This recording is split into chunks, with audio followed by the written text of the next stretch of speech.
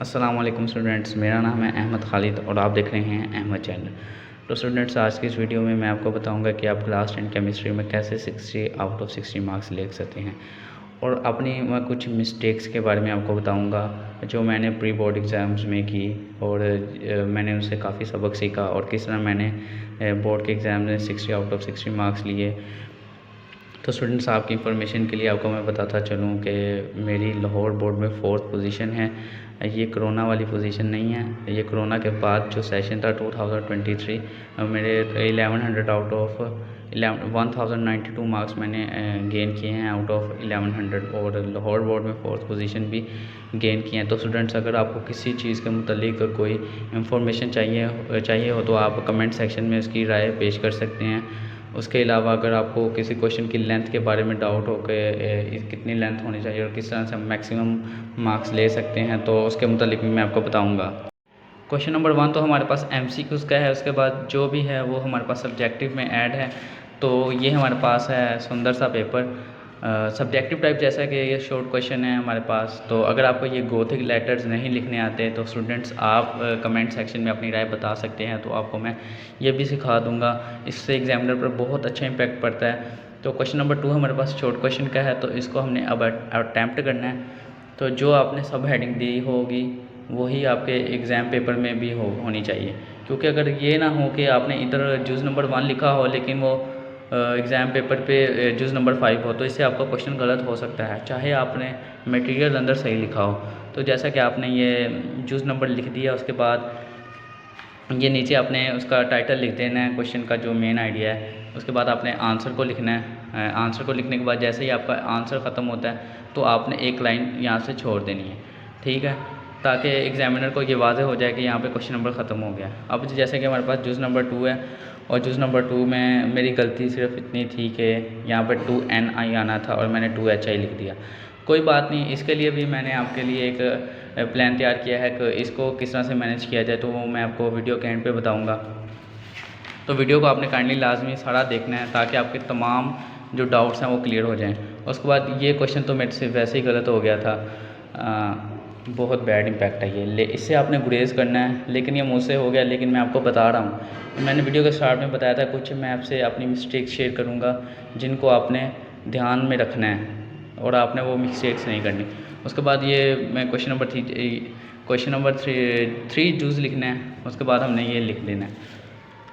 अगर आपको कोई डेफिनेशन वगैरह आती है तो आपने कोशिश करनी है कि डिफ़ाइन के साथ एग्जांपल को लाजमी लिखें, ताकि एग्ज़ामिनर आपका एक मार्क्स काट ना पाए। तो इस वजह से हम ये एग्ज़ाम में दी गई थी एरोमेटिक कंपाउंड्स, हमने ये लिख दिया। उसके बाद एग्जांपल नहीं पूछी गई थी लेकिन हमने खुद से लिख दी है।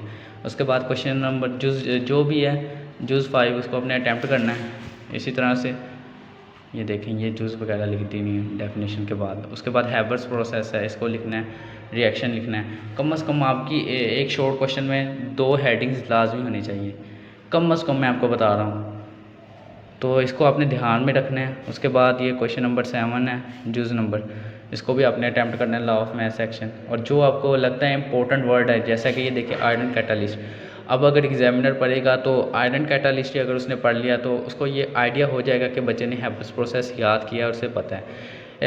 बोल्ड लफ्ज़ करने का फ़ायदा से ये होता है कि एग्ज़ामिनर को आपका पेपर पढ़ना ना पड़े। जितनी आप आसानी एग्ज़ामिनर के लिए करेंगे, एग्ज़ामिनर भी आपको उतनी जल्दी मार्क्स देगा।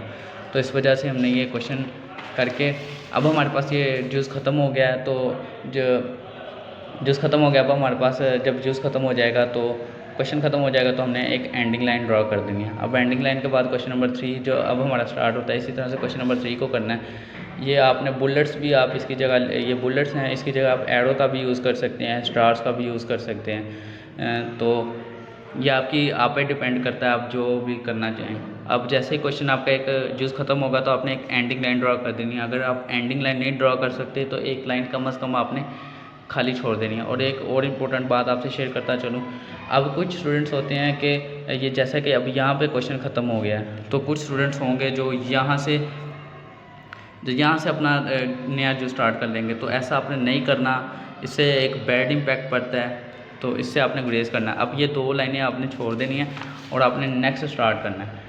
जैसे कि ये भी मेरा क्वेश्चन गलत हो गया है, तो इसका मैंने आपको कहा था कि मैं इसके मतलब आपको एक हिंट दूंगा वीडियो के लास्ट पे, तो आपने वीडियो को लाजमी देखना है। तो ये क्वेश्चन नंबर जूस 5 है, इसको हमने अटैम्प्ट करना है। जूस 5 के बाद अब हमारे पास है जूस नंबर 6, इसको आपने अटैम्प्ट करना है और जो रिएक्शन होगा उसको आपने बोर्ड करके कर देना है ध्यान से। अब ये जूस नंबर 7 है, इसको आपने अटैम्प्ट करना है। तो जैसे ही हमारा ये क्वेश्चन एंड होगा तो इसके नीचे हमने एंडिंग लाइन ड्रॉ कर देनी।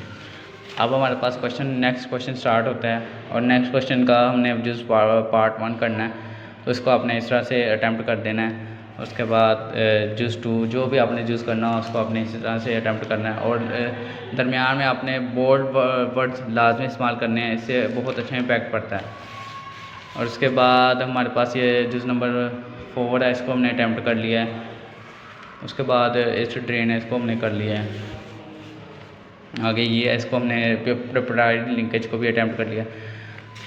उसके बाद ये डिफरेंशिएट, अच्छा ये डिफरेंस वाला अगर आपसे क्वेश्चन आ जाए तो इसमें अपने दरमियान में एक हेडिंग लिख देनी है, डिफरेंशिएट लिखनी है या डिफरेंस लिख दें और साइड में जिस चीज़ का डिफरेंस करना है वो आपने दोनों को लिख लेने हैं हेडिंग्स। और उसके बाद जैसा हमारे पास एक ख़त्म होता है, इसकी डेफिनेशन ख़त्म होती है, तो आपने ये यहाँ तक एंडिंग लाइन अपनी ख़त्म करनी है। और उसके बाद एक जो भी आपने नेक्स्ट हेडिंग देनी है वो आपने दरमियान में लिखनी है।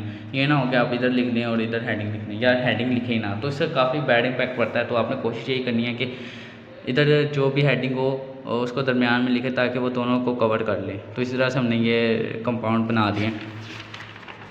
अब हमारे पास है लॉन्ग क्वेश्चंस, तो लॉन्ग क्वेश्चंस में शॉर्ट क्वेश्चन जैसे ही एंड होंगे तो इधर नीचे आपने एंडिंग लाइन ड्रॉ कर देनी है। और उसके बाद हमारे पास है ये पार्ट 2 है लॉन्ग क्वेश्चन। तो आपने अगर गोथिक लेटर सीखने हैं तो आप काइंडली कमेंट सेक्शन में अपनी राय दें, मैं आपको सिखा दूंगा। उसके बाद क्वेश्चन नंबर 5 हमारे पास है लॉन्ग क्वेश्चन के वाले से। लॉन्ग क्वेश्चन हमें 3 आएंगे जिनमें से हमने 2 अटैम्प्ट करने होंगे और हर क्वेश्चन के 2 पार्ट होंगे, ए और बी पार्ट, जिनको लाजमी करना होगा।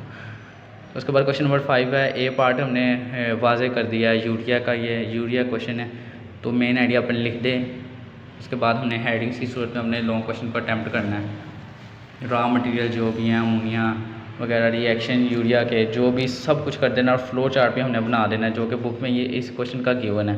अगर एग्जामिनर ये चीज़ देखेगा कि आपने फ्लो चार्ट तक याद किया हुआ है तो वो बहुत इंप्रेस होगा और आपके लिए उसके नज़र में बहुत अच्छा इम्पैक्ट पड़ेगा और आपको ज़्यादा से ज़्यादा मार्क्स देने की कोशिश करेगा।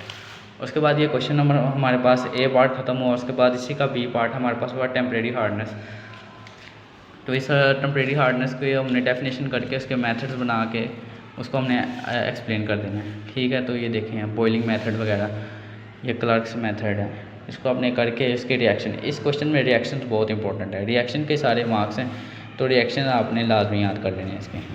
ठीक है, अब क्वेश्चन नंबर 2 है हमारे पास, क्वेश्चन नंबर 6 है और लॉन्ग नंबर 2 है हमारा। ठीक है, तो ए पार्ट कर लें, अगर आप ए भी करना चाहें तो ए पहले कर सकते हैं, बी पार्ट करना चाहें तो बी भी कर सकते हैं, इसमें कोई इतनी ज़रूरी बात नहीं है।